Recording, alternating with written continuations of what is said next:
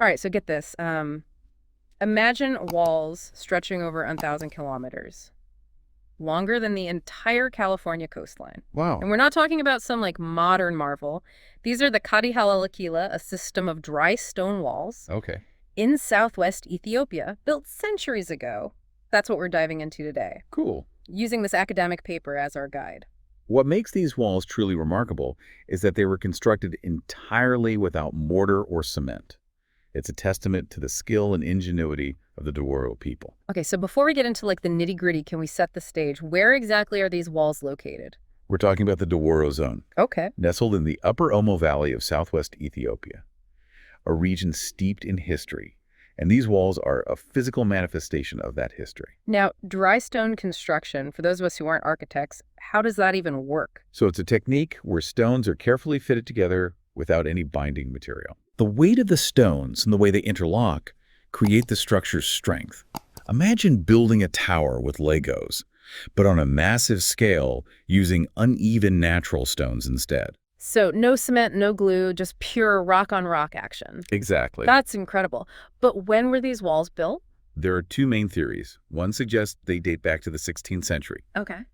potentially built as a defense against Ahmed Gran's war and the Oromo population expansion. Wait, who was Ahmed Gran? He was a Somali warlord who led a devastating war against the Ethiopian Empire in the 1500s.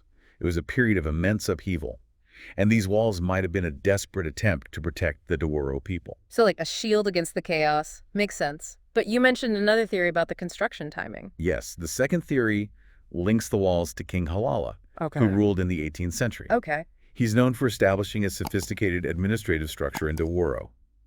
This suggests a more organized, strategic approach to the wall's construction. So not just a reactive response to immediate threats, but a deliberate effort to solidify and defend their territory. Exactly. And here's where it gets really fascinating. King HALALA's system wasn't just about centralized control. Okay. He empowered regional leaders. And this could explain the sheer scale of the walls. Each region might have been responsible for building its own section, resulting in a unified defense system spanning over 1,000 kilometers. That's mind-blowing. But, building something of that magnitude without modern technology, it had to be a monumental undertaking. Absolutely.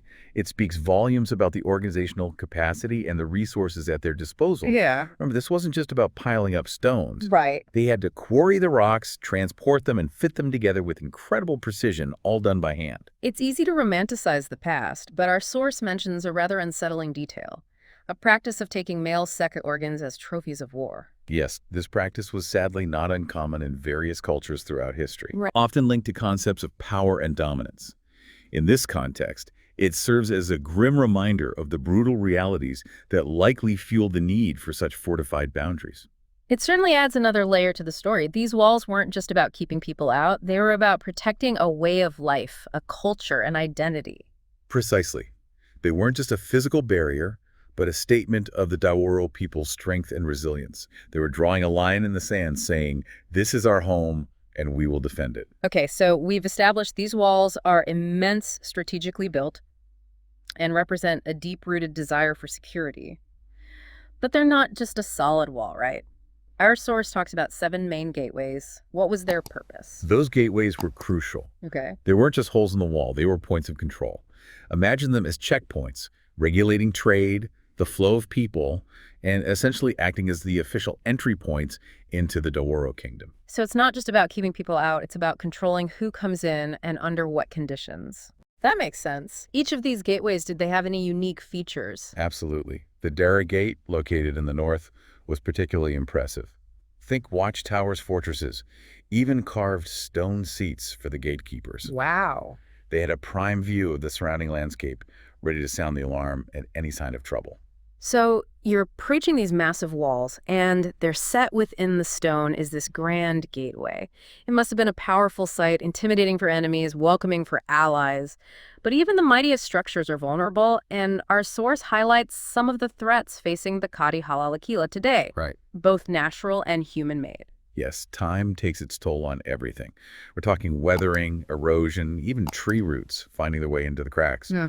But it's the human impact that's raising the most concern. Mm-hmm. Farming practices, development projects, they're encroaching on these historical treasures. It's a clash between the past and the present, and I imagine it's causing quite a stir. It is, and there's one particular project that's casting a long shadow over the HALALA, the Griba Third hydroelectric dam. I've heard about that. A massive project, isn't it? But how does it threaten the walls? A portion of the wall could end up submerged beneath the reservoir created by the dam. Imagine that a piece of history lost beneath the water, swallowed by the very progress it helped enable. That's heartbreaking. Surely something can be done to protect them. Well, that's where things get complicated. The dam is a major source of power for the region, bringing electricity to millions. Yeah. It's a complex issue with no easy answers. So it's a balancing act, progress versus preservation. But what about the people whose heritage is at stake? How do they feel about all this? The Dawuro people are understandably concerned. And what's frustrating for them is the lack of clear information. They're still waiting to know exactly which parts of the wall are at risk and what steps, if any, are being taken to mitigate the damage. It's like their voices are being lost in the roar of progress. A poignant observation. And it raises some important questions about how we value and protect our cultural heritage, especially when it comes into conflict with development. It's a tough situation for sure. And I can't help but feel for the Dawuro people having their heritage potentially washed away. But let's shift gears a bit Okay. and dive into the construction process itself. We know these walls were built centuries ago without any fancy equipment. How did they manage to pull it off? It's a testament to human ingenuity and perseverance. Our source describes the walls as essentially separate but interlocking walls tied at irregular intervals by longer rough or tie stones, and the middle is filled with small pieces of stones. So not just a solid wall, but a complex interlocking system. Yeah, Like a giant rocky jigsaw puzzle, only without the picture on the box to guide them. precisely. And the choice of materials is interesting too. Okay. They use basalt, a volcanic rock Okay. found in the region, known for its strength and durability. Smart move. You'd want something that could withstand the elements, and maybe even a few attacks. But what about the foundation? How did they make sure these walls wouldn't crumble under their own weight? They started with the largest, heaviest stones Okay. at the base, Right. creating a solid foundation. Then they built upwards, course by course. With each new stone bridging the gap between the two below, it all held together by smaller stones wedged in between. So a bit like building a pyramid, but horizontally instead of vertically. That's a great analogy. And remember, all of this was done without any mortar or cement. Right. The weight of the stones themselves, combined with the friction created by their interlocking placement, was the key to their stability. It's just incredible to think that something so massive and enduring could be built using such simple yet ingenious techniques. It really challenges our modern notions of what's possible without technology. It certainly does. And it speaks volumes about the depth of knowledge and craftsmanship possessed by the Dawuro people. They weren't just randomly piling up stones. They had a deep understanding of structural principles and engineering honed over generations. And those skills were passed down through centuries, resulting in these walls that have stood the test of time. Until now, that is with the looming threat of the Jabe the Third Dam. It's a tough pill to swallow. On one hand, you have the promise of progress bringing electricity to millions, but on the other hand, you have the potential loss of a priceless cultural heritage. It's a classic dilemma, isn't it? How do we balance the needs of the present with the preservation of the past? Right. And how do we make these decisions in a way that respects the voices and concerns of the communities most affected? The Dawuro people built these walls. Their ancestors poured their sweat and ingenuity into creating something truly remarkable. It only seems fair that their voices are heard and their concerns are addressed. I completely agree. There needs to be a genuine effort to find a solution that acknowledges the importance of both progress and preservation.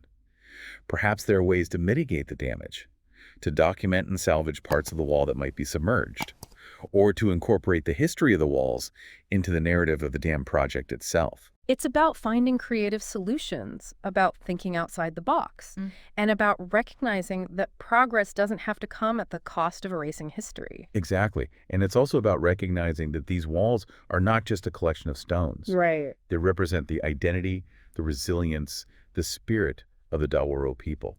They are a tangible link to a rich and vibrant past, and their stories deserve to be told, preserved, and passed on to future generations. So as we wrap up our deep dive into the HALALA, I keep coming back to this idea of balance balancing progress with preservation, balancing the needs of the present with the legacies of the past, and most importantly, balancing the voices of those in power with the voices of those whose heritage is at stake. These walls stand as a silent testament to that delicate balance, and it's a reminder that we can't afford to ignore the lessons they hold. Like you said, they're not just a collection of stones. As we've been talking about these walls, I can't help but think about all the stories they hold. Yeah. You know, the lives lived, the battles fought, the generations who walked those ancient paths.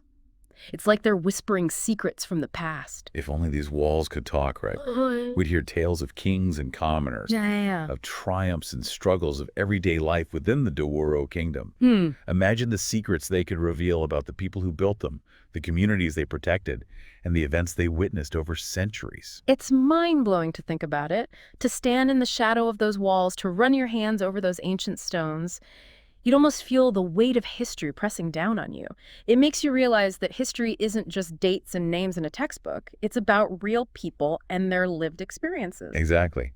And the HALALA are not unique in that sense. Yeah. All around the world, we have these incredible structures, monuments, and ruins that serve as tangible links to our shared past. Right. Each one a testament to human ingenuity, creativity, and sometimes our folly. It's true. Think of the pyramids of Egypt, the Great Wall of China, the Colosseum in Rome. These places whisper stories of empires and civilizations long gone.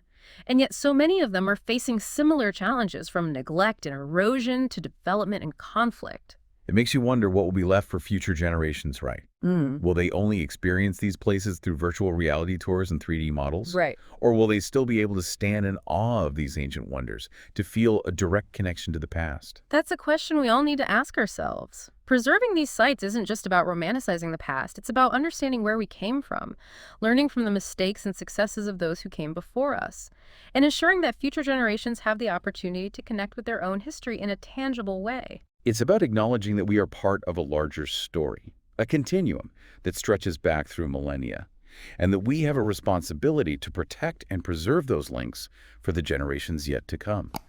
The HALALA, whether they stand for centuries more or face an uncertain future, serve as a powerful symbol of that responsibility. They really do, and they remind us that the choices we make today, the decisions we make about development, progress, and preservation, have a direct impact on the stories that will be told tomorrow. So as you go about your day, let those ancient walls in the Ethiopian highlands be a reminder that history is alive, it's all around us, and it's up to each of us to ensure its survival. Thanks for joining us on this deep dive into the HALALA. We hope you found it as fascinating and thought-provoking as we did.